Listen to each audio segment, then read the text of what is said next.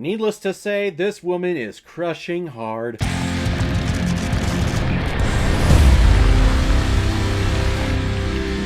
Purge, released in 2012 and is directed by N.T. Junkinson, who is also behind such films like The Resident, Wild Eye, Flowers of Evil, and Helen. And this film is starring Laura Byrne, Lisi Tendefeld, Amanda Pylk, Peter Franzen, Christian Starv, Vista Kosonen, Tomi Kopela, and Sonja Nuganen. I've talked on this channel before how I'm not good with foreign names, and there are a lot of Finnish names in there, so sorry, I tried. And the reason why we're talking about Purge today is because it was a PayPal recommendation and donation from one of my subscribers and contributors on this channel, Edvard Michelson. Thank you very much for the recommendation. I got to him very quickly this time, as opposed to your previous recommendation that just kind of disappeared on PayPal for whatever reason and then popped up months later randomly. I have no idea. But last week you had recommended the film Devour, which I was not really a big fan of at all. And I was a little hesitant going into this movie because that movie was a horror film and this film kind of starts very scary-like. And I was thinking, oh, here we go, it's going to be more devils and demons, and it is anything but that, and this film is quite excellent. A young woman by the name of Zara has escaped Russian human traffickers that smuggled her from Russia to Tallinn, the capital of Estonia. There, beaten and raped, she provides sexual services to gangster clients, and after escaping, she goes to a home of an older woman called Alid and finds shelter. The two, seemingly to be two separate women, start to develop a loving relationship through their past physical torments, but not surprisingly, also discovering that there is some blood ties with them. And as these facts are realized between the two characters, the old woman starts to reevaluate her life that was full of suffering, sacrifice, and unrequited love. That's the plot synopsis that I just read off of Wikipedia, so I'm just gonna let that be out there. Like, yes, I'm not plagiarizing, I am citing my source with this one, because putting a plot synopsis into this film is very freaking difficult without getting into spoilers, and I don't want to spoil this thing for you. But what I will tell you is this film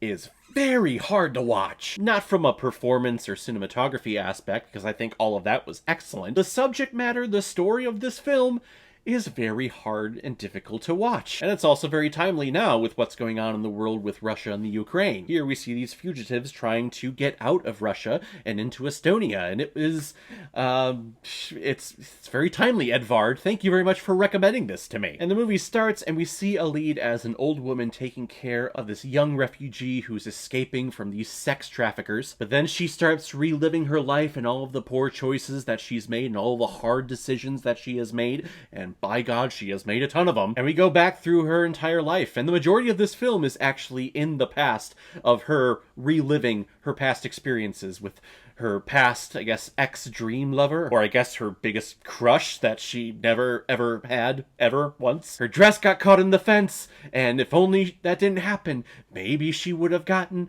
with the man who married her sister, but, you know, just can't. But, oh boy, she wants to. And as an audience member, you know that it's just not going to work out for her. You know that she's not going to get with him. You know that he's not going to fall in love with her. She's always going to be in love with her sister. And no matter what Ali does, it's not going to change that fact. So you see her make all of these very difficult decisions where family members, friends are tortured, are killed, all with the intention of winning over Hans's love for her, and it never frickin' happens. That is sad, that is heartbreaking. This movie is sad and heartbreaking, and not a lot of good things come out of it. Well, I guess a nice campfire comes out of it, so you can make your s'mores and shit. But big kudos needs to go to Laura Byrne, who played the younger version of Alid. This is the actress that we spend most of the movie with, and she is tremendous. She's fragile in her own time, she's weak at the knees, she is just madly in love with this man, Hans, who, you know, you can have a crush for maybe a couple of years, but if it's looking like things just aren't happening, I just want to reach in and shake Alid and say, hey, he's not in love with you, sister. You're going to write down a couple of journal entries, you're going to have some sangria, and you're going to move on. But she spends, gosh, 20, 30 years pining over this man Whew. So she's soft and she's weak in her own personal moments when she's fawning over Hans, but she is also firm and strong when she really becomes the head of the household and Hans needs to go into hiding, and her sister is kind of flimsy and wishy-washy and not realizing what she needs to do. A lead is there to kind of set the record straight and say, hey, here's what we're doing, this is what's going to happen, and yeah, do what I say. I'll even marry the head of the Communist Party, a communist leader. I will sleep with him and I will marry him. That way to get him off the scent of the person who I actually love, who's living in the floorboards of my house. Wow, this character. The movie is just so frickin' sad because you just know that nothing good is going to come out of it. But then you come to present day and you look at Zara's situation and her story and the terrible things that happened to her, and it just makes your skin crawl. It's disgusting. And I just kept thinking in the back of my mind that, this character, this girl in this story got out, and there are so many people in the real world and actual people that are put into these situations and are trafficked all throughout countries and all throughout the world, and I want to help them. I want to save them.